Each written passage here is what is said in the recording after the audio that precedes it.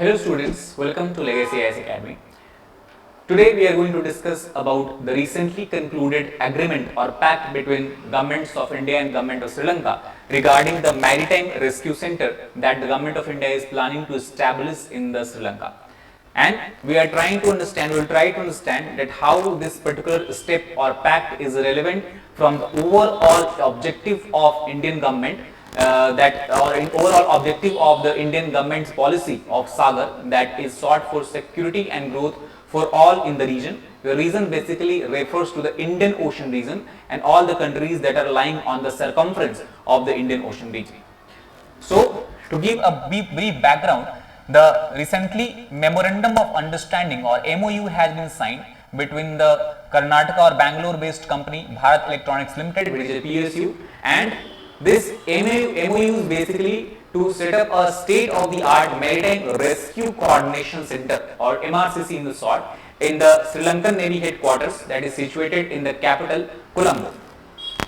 The main aim or objective of this particular pact or to set up this particular MRCC is to enhance the cooperation on maritime security between two countries, as both countries have a common sea border in the Strait of Pak region as well as in the Gulf of Mannar region.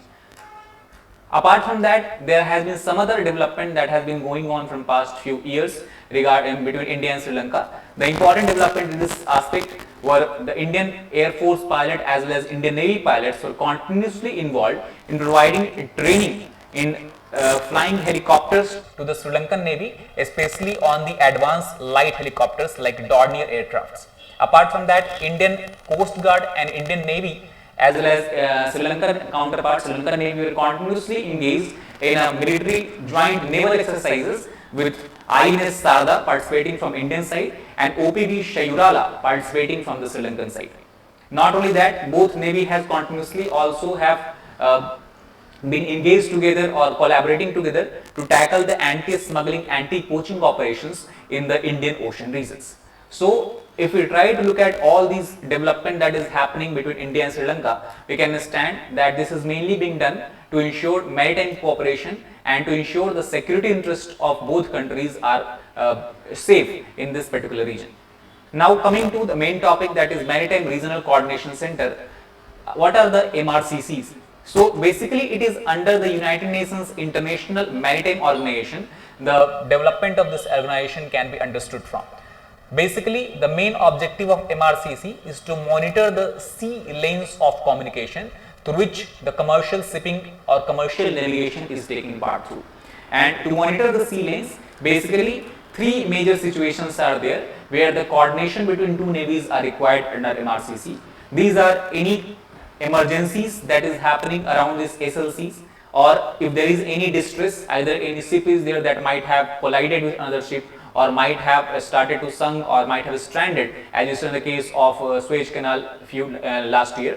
It can be done either for distress, rescue and evacuation process. Now distress can be any such kind of distress where ship has collided or ship has sunk or ship has is facing certain problems. Apart from that, is any of this avenue of rescue and evacuation also that can also be done on the collaborative basis between two different navies.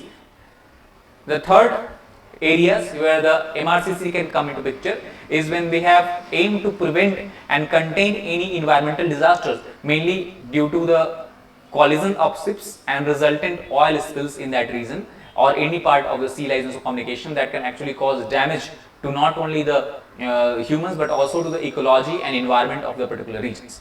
So for these three regions and to monitor the sea lanes as a whole, MRCC is established. The location of MRCC as being established by India will be in Colombo, that will be the head office, while another branch office will be located at Hambantota. To remind you, Hambantota is a very important port of Sri Lanka where Chinese Navy and the Chinese commercial enterprises were also involved in developing a deep sea water port, which was transferred by Sri Lankan government to Chinese in year 2016, and that has raised eyebrows in the New Delhi.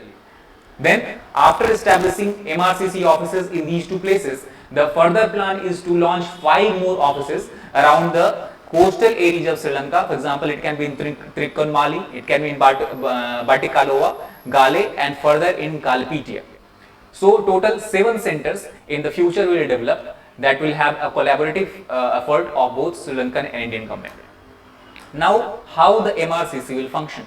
So, from the Indian side, the coordinating agencies will be the Indian Coast Guard, while from the Sri Lankan side, it will be the Sri Lankan Navy. They will coordinate to tackle any problems, disasters, or any emergency related phenomena.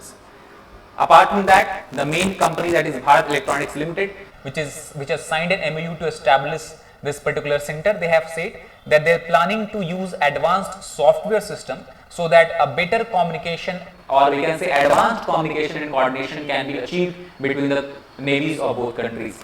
And for establishment of this MRCC, it will be done by the government of India. That means Sri Lankan government do not have to spend any money in this center, and the $6 million grant will be given from the India to establish this particular center. Now, basically, it is believed by many diplomats that it is nothing but extension of the Sagar Initiative launched by the government of India a few years back.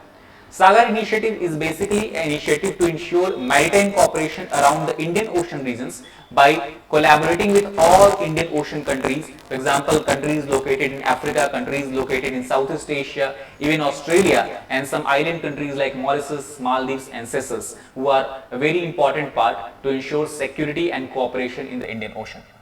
Sagar basically revolves around 5 major areas, 5 major points. That is, first, it try to ensure maritime safety and security. Second, it also tackles or deals with the cases of terrorism and radicalization. Third, it also tries to collaborate with various government on the issues of trafficking, whether it is human trafficking, whether it is drug trafficking, or whether it is arms trafficking. And apart from that, also it tackles with the transnational organized crime network.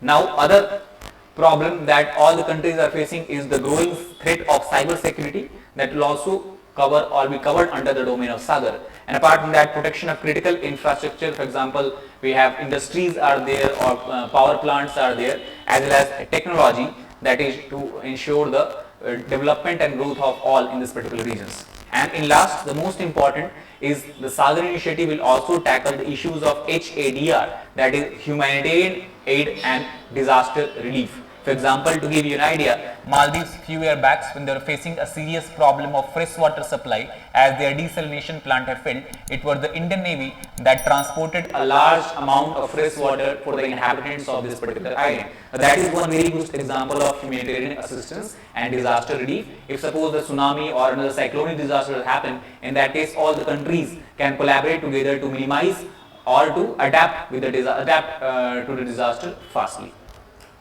However, this whole concept has run into controversy because before this this establishment of this organization or center was made public, the data was leaked or the information was leaked to the media center, and there are a lot of speculations regarding the establishment of this center.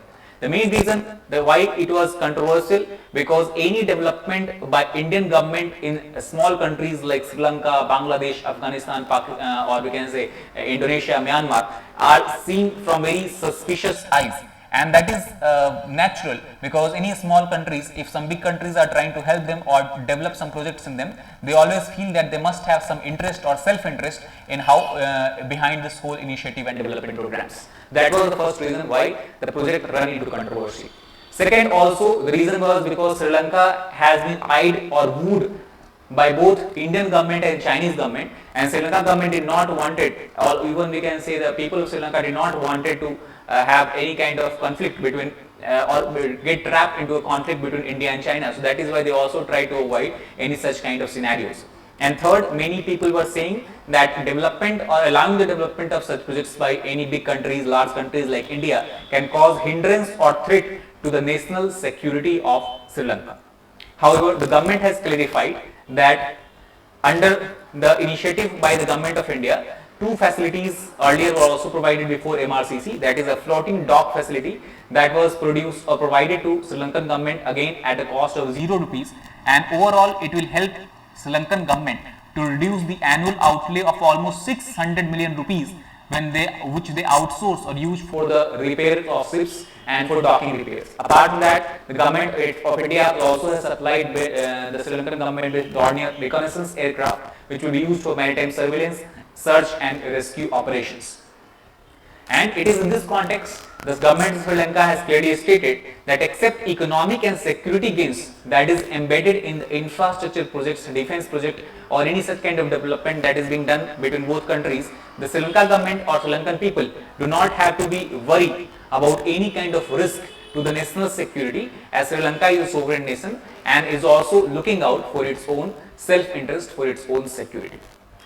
So that is all about this particular issue regarding the development of MRCC, setting of MRCC between India and Sri Lanka. That is all for today. Thank you very much.